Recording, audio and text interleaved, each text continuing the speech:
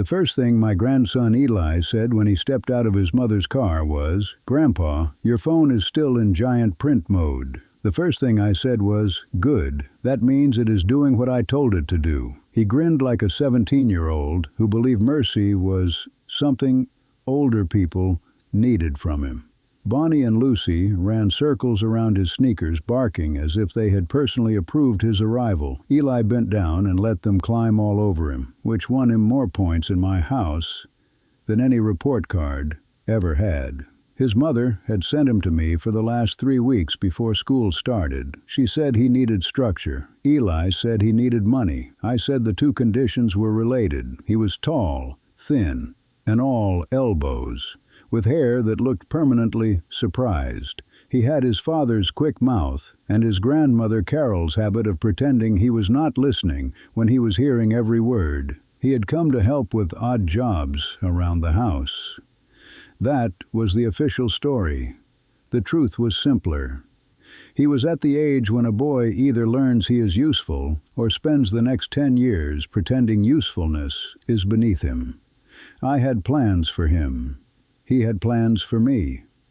That first afternoon, I found him at the side gate with a cordless drill in one hand and defeat in the other. "Latch is bad," he said. "Is it?" He held it up. "It won't catch." I leaned on my cane and looked at the gate. The latch was polished from years of use. The screws were old, but not loose. The strike plate was clean. The gate itself sagged half an inch toward the driveway. "The latch is fine," I said. "Eli gave me the patient look young people use before explaining your own house to you. Grandpa, it literally doesn't close." "Don't look at the latch," I said. "Everybody looks at the latch. Look where the load goes." He blinked. "The load? Weight, force, gravity, time. The things that win if nobody argues." I showed him how to sight down the hinge line. I had him put his fingers against the gap and feel how it widened near the bottom. Then I took one screw out of the lower hinge and handed it to him. The screw threads were packed with punky wood. "Post moved," he said. "Post gave up," I said. "There is a difference." We cut a hardwood dowel, dipped it in exterior glue, tapped it into the stripped hole, and let it set while the dog slept in the strip of shade beside the garage. Eli worked too fast at first. He wanted the satisfaction of being finished more than the satisfaction of being right. "Slow," I told him. "You say that a lot." Because most trouble starts with somebody rushing past the part that mattered. He rolled his eyes, but the next screw went in straight. That evening after dinner, Eli took my phone and made a face. "Grandpa, why do you have 12 tabs open to the same weather page?" "I like to be certain. Weather doesn't become more accurate if you corner it." He sat beside me at the kitchen table and showed me how to close apps, how to make the password manager stop asking whether I wanted to save the name of every plumbing supply company in Montgomery County, and how to check where a link actually sent you before pressing it. "The official part isn't the logo," he said. "Anybody can copy a logo. The official part is where the button sends you." I did not like needing a boy to teach me my own telephone. I had designed pump systems that moved water through buildings taller than most churches. I could diagnose a bad bearing by sound. I could read a wiring diagram upside down if the electrician had bad knees. But the phone in my hand kept acting like a locked room where everybody else knew the door. Eli saw my face and softened his voice. "You're not bad at this," he said. "You just learned a different world first." That was kinder than I expected. It was also not entirely comforting. On Tuesday morning, Mrs. Alvarez from 3 houses down brought me a letter in a folder pressed flat against her chest. She was 79, widowed, and proud enough to iron blue jeans. She asked if Eli was around, then immediately said she did not need him. "I just want your opinion," she told me. The letter said she had missed a required senior water safety rebate deadline and could still qualify if she confirmed her household information within 48 hours. It had a seal. Seals impress people who have not watched fools by embossing machines. Eli took one look and said, "That's obviously fake." Mrs. Alvarez's mouth tightened. I put a hand on the letter before he could keep going. "Obvious is a word people use after they are safe," I said. Eli looked down at the table. I called the real utility number from an old bill, not the number on the letter. Mrs. Alvarez sat very still while I asked questions. When the woman at the utility office confirmed there was no such program, Mrs. Alvarez looked smaller for half a second. Then I said, "Good, you caught it before it caught you." Her shoulders came back up. Outside, while she walked home, Eli said, "I didn't mean to make her feel dumb." "I know. I just saw it. Seeing something is not the same as helping." He did not answer. That was how I knew he had heard me. The man came on Wednesday. He wore a short-sleeved button-down shirt, tan pants, and shoes too polished for a man walking door to door in August heat. He had a tablet tucked under one arm and a badge on a blue lanyard. The badge had his picture, the name Daniel Price, and the words Community Home Resilience Partner. The phrase was boring enough to be dangerous. Bonnie barked from the living room window. Lucy hid behind the curtain and judged him privately. "Mr. Mercer," he said, "I'm sorry to bother you. We are doing aging-in-place assessments in the neighborhood. Fall risks, smoke detector dates, emergency contacts, that sort of thing. No sales today, just information." "No sales today" is a flexible sentence, I said. He laughed in exactly the right amount. Fair enough. Eli came around the corner carrying a coil of hose. Daniel turned toward him and smiled. Good to see a young man helping out. That is rare now. Eli stood a little taller before he could stop himself. Daniel noticed. I noticed Daniel noticing. "Grandson?" he asked. "Eli," Eli said. "Daniel Price." He extended a hand. "You working for your granddad this summer?" "Before school starts," Eli said. "Just odd jobs." "Smart. A young man who still knows how to work with his hands will never be useless." The sentence landed nicely. Too nicely. Daniel asked about smoke detectors, the back steps, emergency contacts, whether I had a medical alert device, whether anyone checked on me during storms. His questions were normal. His eyes were not. They moved over the porch, the dogs, the framed photo of Carol visible through the front hall, Eli's tool belt, the open garage. He took a picture of the front step for the report. Then he asked Eli if he would mind reading a paragraph from a flyer into the tablet. "We use resident voices in presentations to show the board real community interest," Daniel said. "Totally optional." Eli read it with a half-embarrassed grin. "I believe practical skills matter. I believe young people deserve mentors. I believe the next generation should learn to use both hands and head." Daniel thanked him like Eli had done something noble. I watched the tablet. At the time, it bothered me only a little. That is how clever trouble works. It does not arrive looking like trouble. It arrives looking like paperwork.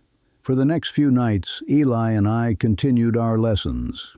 He taught me how QR codes worked at restaurants. I told him menus should not require a battery. He showed me how autofill could put your information into the wrong form if you stopped paying attention. I showed him how to sharpen a mower blade and told him a dull edge made the machine work harder than it should. He explained app permissions. I explained torque. He said, "If an app asks for access, it doesn't need. Don't trust it," I said. "If a bolt takes more force than it should, stop before you break something." Neither of us knew we were saying the same thing. On Friday, the first letter came. It was addressed to me in a clean envelope with a return address from the Texas Practical Skills Legacy Foundation. Inside was a brochure about a Trade Skills Legacy Grant, a program that paired retired engineers, tradesmen, and craftsmen with students interested in practical work. The letter said, Eli had been recommended after a community assessment identified a multi-generational mentorship already in progress. That phrase should have made me laugh. Instead, it made me proud. There was a photograph in the brochure of a teenage boy holding a wrench beside an older man. Not Eli, not me, but close enough to hurt in a pleasant place. "This real?" I asked Eli that night. He scanned the QR code, checked the website, and frowned. "It looks realish. That is not a category I like. The site is clean, but it is new, like very new." "How new?" "Registered last week." I looked at the brochure again. The words "young men who still know how to work with their hands, appeared in the second paragraph. I had heard them before. I did not know yet where. On Saturday, Eli went to help a friend move a desk before school started.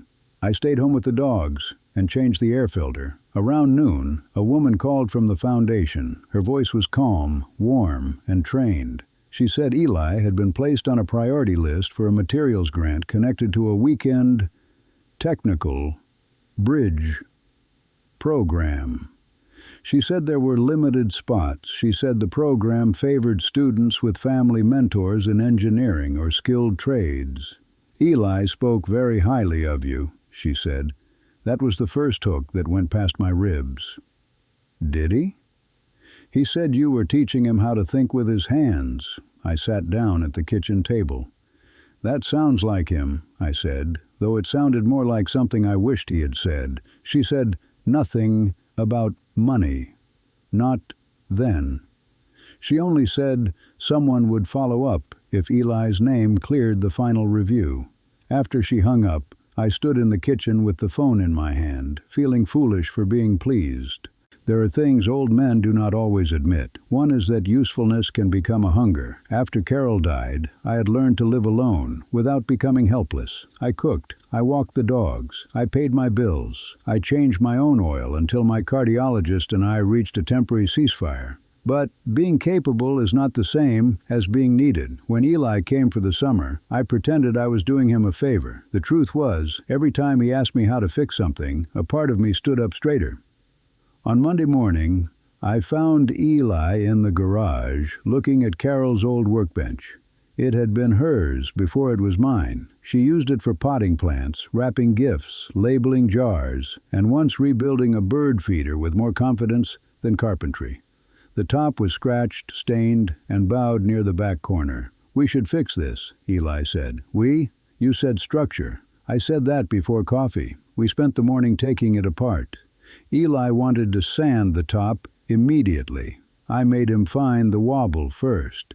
The wobble is not the problem, I said. It is the symptom. Load path again? Now you are becoming expensive. He smiled and crouched to inspect the legs. One diagonal brace had cracked near the screw.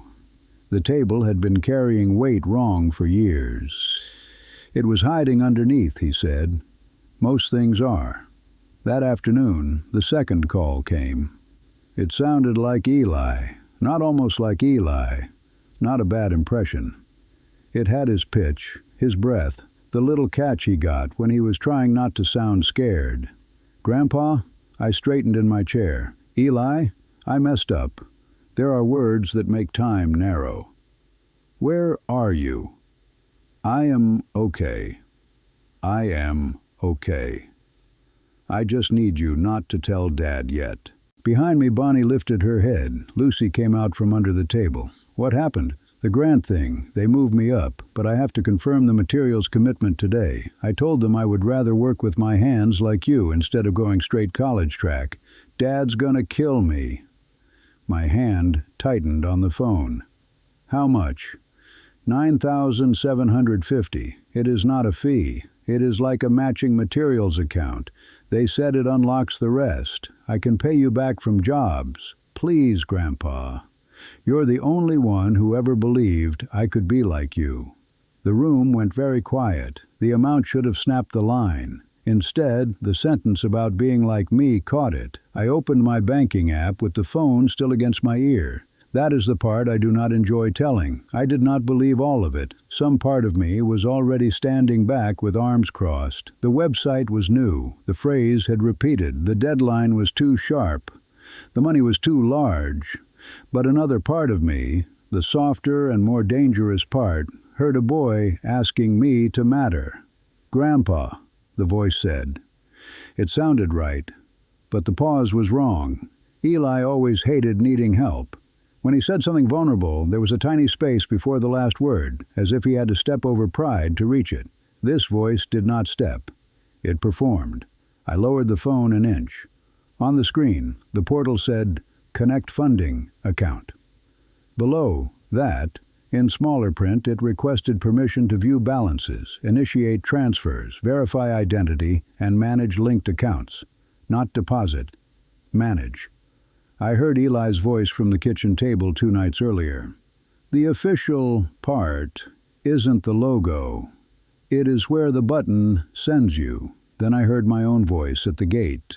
Don't look at the latch. Look where the load goes. The latch was a $9,750 materials commitment. The load was my retirement account. I put the phone back to my ear. Eli, I said, keeping my voice soft, what did you say when I told you measuring starts with finding true zero?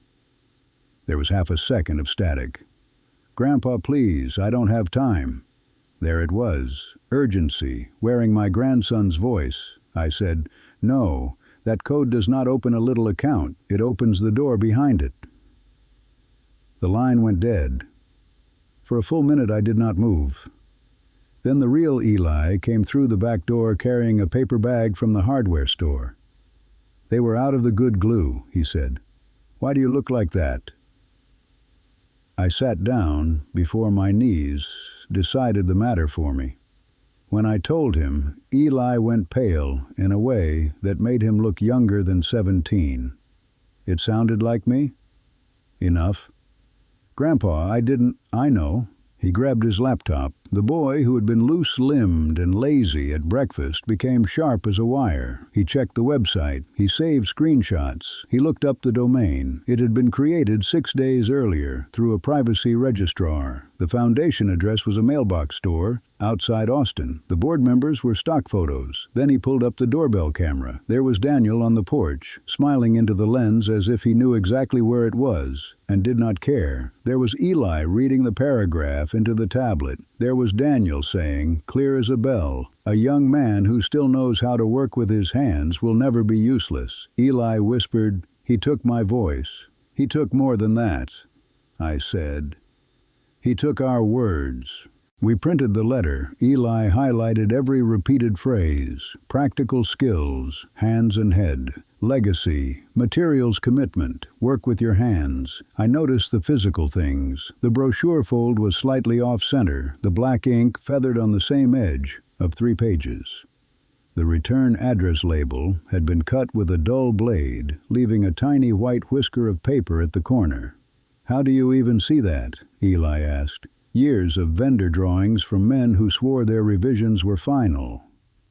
We call the bank from the number on my card, not the website, not the letter. My card. The fraud woman listened carefully and told me not to touch the portal again. She froze online transfer changes and put a watch on my accounts. And she asked if I would be willing to speak with a detective already working a series of elder fraud complaints tied to fake home assessments. I said yes. The detective's name was Renee Castillo. She had a voice like a door closing quietly. She did not promise drama. I respected her for that. Mr. Mercer, she said, knocking on doors with a fake brochure is hard to charge. A suspicious website is not enough by itself, but if he comes back and directs you to enter credentials or a bank code, that is different. I am not giving him anything real. You are not giving him anything at all, she said. You are going to let him ask. I looked at Eli. He nodded, though he did not look happy. The next morning, I called the number from the grant letter and left a message. I made my voice smaller than usual. I said I was confused by the portal and nervous about moving that much money online. I said, if someone could come explain it in person, I would feel better. Daniel called back within 20 minutes. Warm marks do not stay warm forever. Men like Daniel know that. He arrived at 4 in the afternoon, carrying the same tablet and wearing a concerned expression that probably came in several sizes. Detective Castillo was parked 2 houses down in an unmarked SUV with a uniformed officer nearby. A bank fraud specialist was on the phone with her, not sitting in my bushes like television. Eli sat at the kitchen table with his laptop closed. He was there as my grandson, not bait. Bonnie and Lucy stood under the table, sensing the room had changed. Mike, Daniel said, stepping inside, I am glad you called. These portals can be intimidating. Most things are less intimidating when they are honest, I said. He smiled, because he had not yet decided whether that was a joke. He opened the tablet and brought up the fake foundation page. The logo looked official. The colors were calm. The language was full of words that had never gotten dirt under their nails. "All we need," he said, "is to connect the funding account and verify the code your bank sends. The money remains yours until the materials match is approved." "So this only touches the small account?" "Exactly." "Not my savings?" "No, sir." Standard verification language. Eli's jaw moved. I kept my eyes on Daniel. "Standard language is where lazy thieves hide." The smile left Daniel's face by 1 degree. "I am sorry.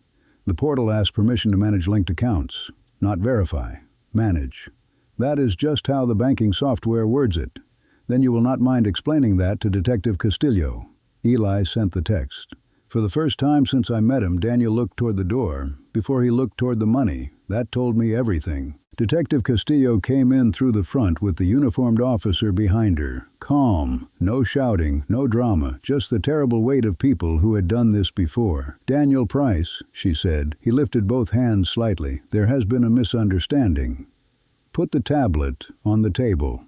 I am a community contractor. Put the tablet on the table." He did.